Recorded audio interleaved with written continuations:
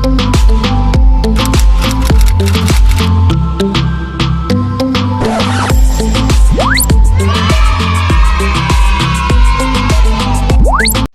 video lesson is all about triangle congruence. Let's start with corresponding parts. Given these two triangles, triangle ABC and triangle GHI, we will get the corresponding angles. Looking at the figure, when we have angle A, it has one tick mark.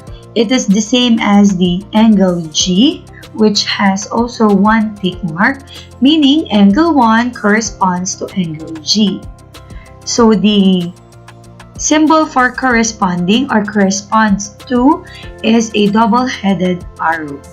Let's have the second angle. We have angle B and angle H. They have the same tick mark, meaning angle B corresponds to angle H. And then the third one, we have angle C corresponds to angle I.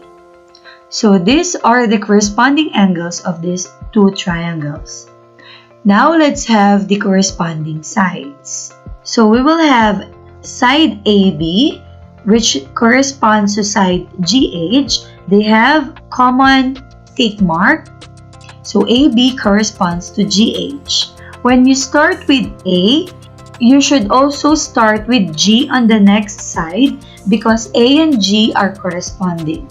So you need to make sure that if you write it first, the corresponding part of it should also be the first one to be written. And then let's have BC corresponds to HI. The third one, AC corresponds to GI. You can also write this one as CA corresponds to IG. If you interchange the first side, you need to interchange also the second side. Two triangles are congruent if their corresponding parts are congruent. When we say corresponding parts, we have the corresponding angles and corresponding sides. This is the symbol for similar. Similar is all about the shape. And then this is the symbol for equal. It's all about the sides. So when we combine the symbol for similar and equal, we will have congruent symbol. Let's have triangle ABC and triangle DEF. It is read as triangle ABC is congruent to triangle DEF. Using the figures, let's have the congruent angles. We will start with the angle with one tick mark. So we have angle A is congruent to angle D. And the second one will be the two tick marks. Angle B is congruent to angle E. And then let's have the last one. We have angle C is congruent to angle F. After the angles, let's have the congruent sides. Let's start with the side with one tick mark. AB is congruent to DE. A and D should come first because they are corresponding, or you can interchange them like BA is congruent to ED. Next, let's have BC is congruent to EF. And then the third one, we have AC is congruent to DF. Let's have another pair of triangles. Triangle PRS and triangle MLK. We can read this one as triangle PRS is congruent to triangle MLK. Using the figures, let's have the congruent angles. The first pair is the right angles. We have angle P is congruent to angle M. And then the second pair will be angle S is congruent to angle K. And then the last one, we have angle R is congruent to angle L. For the congruent sides, we will have the side with one tick mark. PR is congruent to ML. PS is congruent to MK. And then the last one, we have SR is congruent to KL. The second part of this lesson is about the triangle congruence posturing. Let's have the first postulate, the SSS, or the side-side-side congruence postulate. If the three sides of one triangle are congruent to the three sides of another triangle, then the triangles are congruent. Let's have example number 1. Using these figures, let's have the side with one tick mark. That is AO is congruent to CO. And then the sides with two tick marks, we have BO is congruent to DO. And then the last one, we have AB is congruent to CD. Then the conclusion will be, since we have side, side, side, we will use the SSS postulate, meaning triangle AOP is congruent to triangle COD. Example number 2. Looking at the figure, it is quite difficult to determine the congruent parts or the congruent sides. So let's separate the figure because they are overlapping. This is the two figures. So using the separated triangles, we will have MA is congruent to NB. And then we will have MB is congruent to NA. And then AB is congruent to BA. Then, since we already have the SSS, we can use the SSS postulate, meaning triangle ABM is congruent to triangle BAN. So you can interchange the vertices of the triangle as long as the corresponding parts are the same. So if you start with B with the first triangle, so let's have BAM, it will be congruent to ABN. If you interchange the first triangle, you need to interchange also the second triangle. Let's have example number 3. So these are overlapping triangles, but you can see the congruent sides.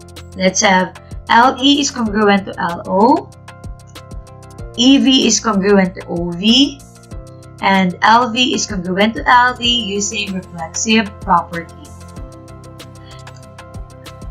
We can use now the SSS postulate. So we have triangle LEV is congruent to triangle LOV. Let's now have the second triangle congruence postulate, the SAS congruence postulate, means side angle side. If two sides and an included angle of one triangle are congruent to the corresponding two sides and included angle of another triangle, then the triangles are congruent. So let's have the word included angle. What does it mean? When we say included angle, it means this is the angle between the two sides of the triangle. Given triangle JOY, the included angle of JO and JY is angle J. So included angle is where the two sides meet, or the common vertex of the two sides. How about the included angle of OY and OJ? The included angle is angle O. Next, let's have the included angle of OY and JY. So the included angle of these two sides is angle Y. Let's have example number 1. Using these two triangles, we have BE is congruent to TE, and then angle BES is congruent to angle TES. We need to write the 3 letters for distinction because angle E is the vertex of the two triangles, and then we have SE is congruent to SE because of reflexive property. Since we already have the side, angle, and the side, we can prove now that triangle BES is congruent to triangle TES.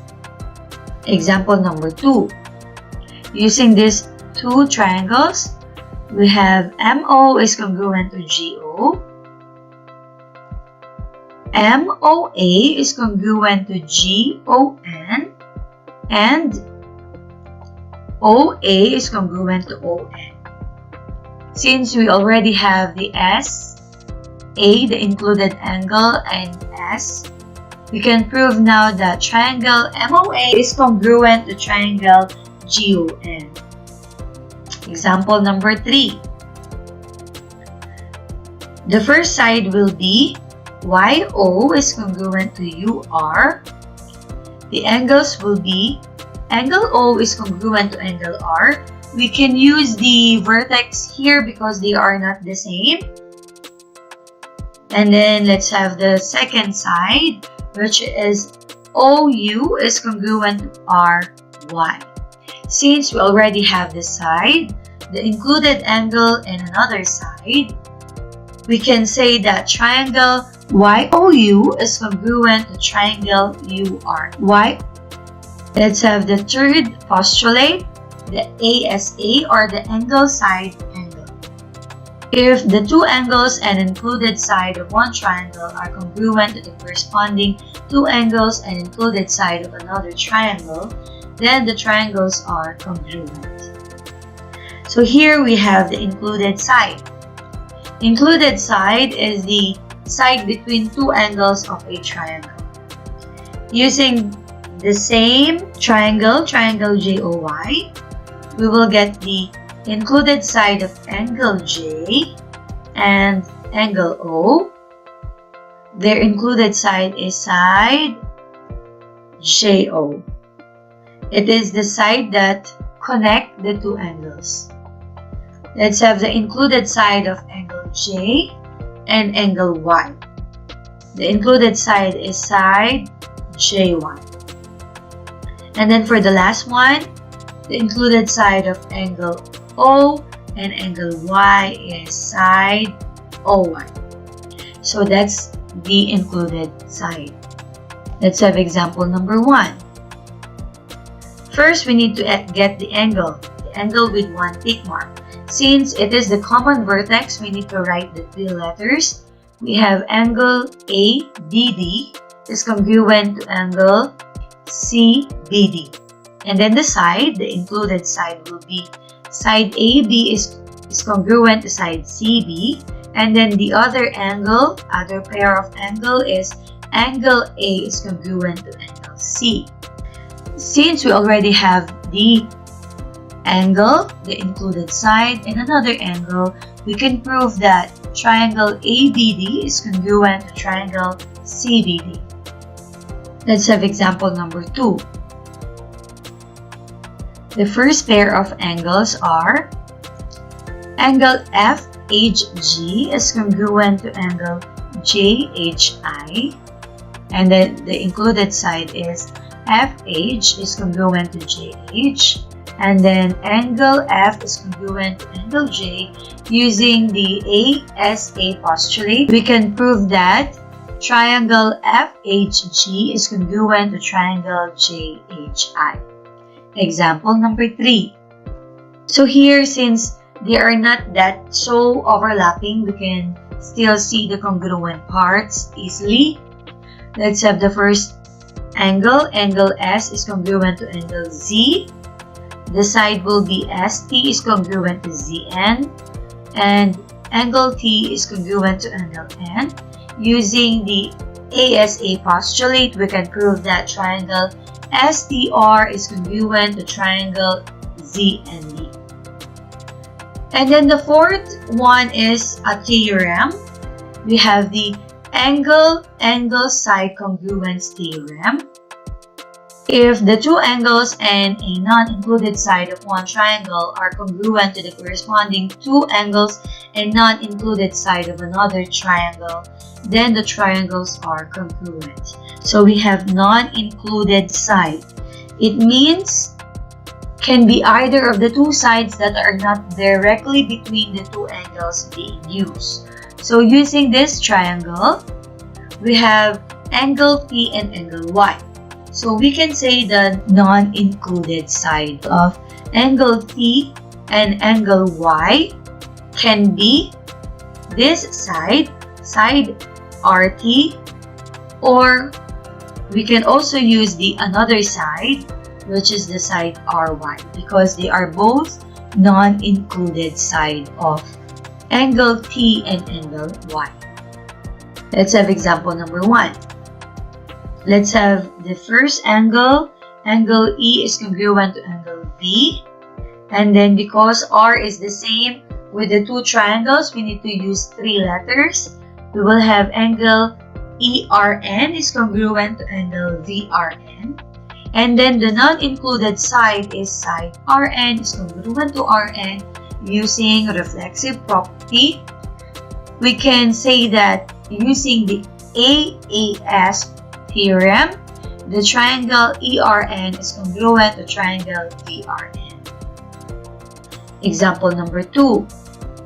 Let's have the first one. Angle C is congruent to angle I, and angle A is congruent to angle O. And then the non-included side R, SA is congruent to LO. So using the AAS theorem, we can say that triangle CAS is congruent to triangle IOL. Example number 3. The first congruent angles are angle F is congruent to angle D, and then we have angle A is congruent to angle E, and FD is congruent to DF.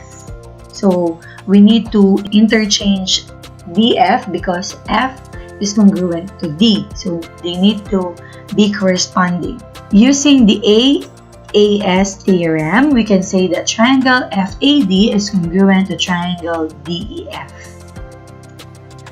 Let's now have the right triangle congruence theorem. When we say right triangle, this is a triangle that has right angle. Let's have the first one. LL congruence theorem, or LL is for leg. If the legs of one right triangle are congruent to the legs of another right triangle, then the triangles are congruent. Using this example, we have the first leg is LA is congruent to YO, and then we have LV is congruent to YU. Since we already have the leg and the leg, we can prove now that triangle LAV is congruent to triangle YOU. Let's have the second one. LA congruence theorem, or the leg acute angle. If a leg and an acute angle of one right triangle are congruent to the leg and an acute angle of another right triangle, then the triangles are congruent. Using the same pair of triangles, we already have the leg, which is the LV is congruent to YU, and then an acute angle, meaning we cannot use the right angle here. We will use the acute angle. Angle V is congruent to angle U. Using the leg and angle theorem, we can prove that triangle LAV is congruent to triangle YOU. The third one will be the HL congruence theorem, or the hypotenuse leg. If the hypotenuse and a leg of one right triangle are congruent to the corresponding hypotenuse and a leg of another triangle, then the triangles are congruent. So what do we mean by hypotenuse? So the hypotenuse is the opposite side of the right angle. So here we have right angle L and right angle Y. So the opposite sides are AV and OU. So those are the hypotenuse. Our hypotenuse, like I said a while ago, is AV is congruent to OU. And then let's have the another leg, which is the LV is congruent to YU.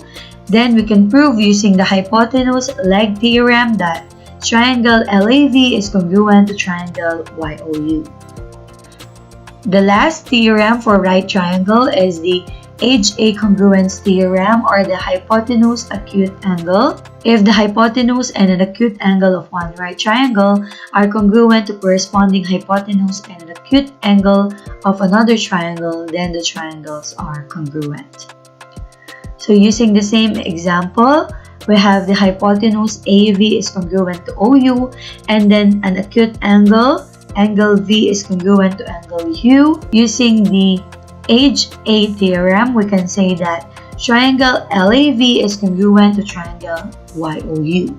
So those are the postulates and theorems that we can use in proving the triangles.